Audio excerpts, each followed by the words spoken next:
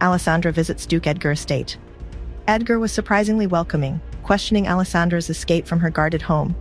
She confessed her father's shame, which resonated with Edgar, who pitied her isolated life due to societal jealousy.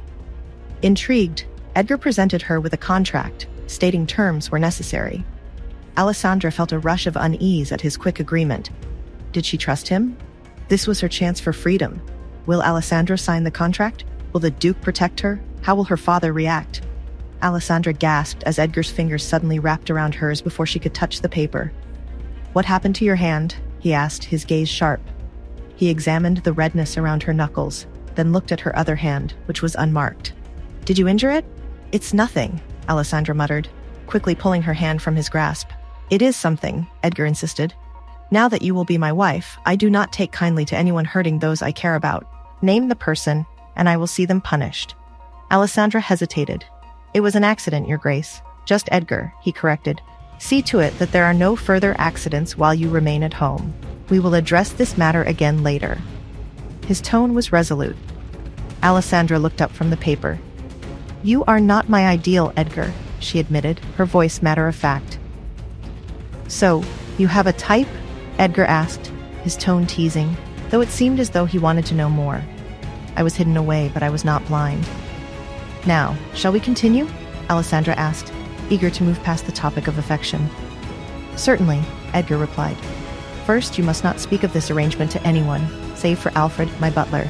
He will act as your protector should the need arise. Secondly, we must communicate frankly and avoid letting small issues grow into larger ones. I find that sort of thing irritating." "I agree," Alessandra said, nodding. "And may I keep my mask on until I feel comfortable without it?" "That is entirely your choice." Edgar paused, his gaze fixed on her as he added, "Lastly, we must share the same bed." Alessandra's eyes widened in surprise. "Excuse me, Your Grace. Edgar." He corrected her once more, a hint of amusement in his voice. "Did you think I meant something else?" "Just sleeping, Alessandra. I meant only for sleeping." "Of course, sleeping is perfectly fine," Alessandra stammered, feeling embarrassed. She quickly looked back at the paper. "Is there anything else?" "No, we have covered the basics," Edgar replied. "Anything else can be dealt with in the future, should the need arise. Now please sign it." Alessandra paused, considering. What if someone breaks the contract? Should we not include a punishment clause? Edgar shook his head. "The main point is confidentiality. If word gets out that we have entered into this arrangement, it will hurt you far more than it will hurt me. I shall remain a duke, but you will be the subject of ridicule. I trust you understand this." Alessandra nodded, understanding the weight of his words. "Lastly," Edgar said, "we shall be married forever." "I thought that was understood." He looked at her expectantly. "Be sure to add that to the contract. This is eternity." "Forever?" Alessandra murmured, her disbelief palpable.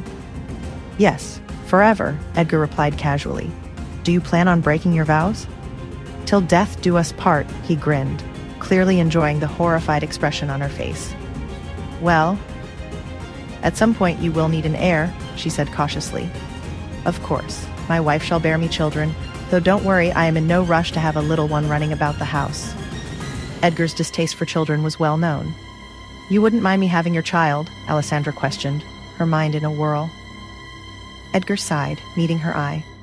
"Yes, I wouldn't mind you having my child. If I did, we wouldn't be discussing marriage. If this is too much for you, we can still disregard it all." Alessandra's brow furrowed slightly, though it was not visible under her mask. "I worry about what a child of mine might have to endure in this world. Others might attach the rumors about me to them." The Duke observed her concern. "Alessandra, you do not yet understand the weight my name carries. Once you marry me, those rumors will disappear. No one will dare speak ill of you, or our child, ever again," Edgar assured her, his tone firm. He knew how to silence gossip. He had ways of making people hush. If you tore out a man's tongue, you would hardly hear a word from him. People would soon learn to keep their opinions to themselves. Alessandra didn't ask how Edgar could guarantee such silence. There was too much truth to his words, and she suspected his power extended beyond what he revealed. He was speaking gently now, but there was a hint of something more dangerous in his demeanor. "We can proceed with the contract, Your Grace," she said, finally beginning to sign her name. Giving him an heir wouldn't be a problem if he could protect the child. Once again, it's just Edgar, he reminded her gently. Sorry, Edgar, she corrected herself. I shall visit your father tomorrow to ask for your hand. This is just to ensure there are no more accidents at your home. He slid the paper from her side as she subtly hid her hands from his gaze. Would you like to stay with me until the wedding? He asked. It is not unusual, though some might think you are pregnant. Will Alessandra accept the Duke's invitation? Will she truly be safe under Edgar's protection, or will his methods of silencing dissenters ultimately lead to her own downfall? What secrets does Edgar hold, and how will they impact their marriage?